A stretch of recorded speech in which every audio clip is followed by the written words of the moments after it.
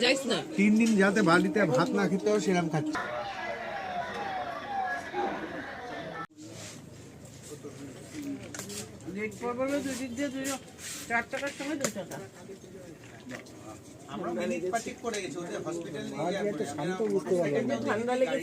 হ্যাঁ ওরা যখন যাচ্ছে ওরা মাঝখানে তো দেখে এসছে। আমার কমেছে ওর লেগেছে। মোটরসাইকেল যে ছেলে মেয়েরা চালাচ্ছিল ওদের দোষ। হ্যাঁ সবাই ওরাও বলেছে তাই। ও জোরে ও মানে গেট করছে বলে বেরিয়ে যেতে চেষ্টা করছিল।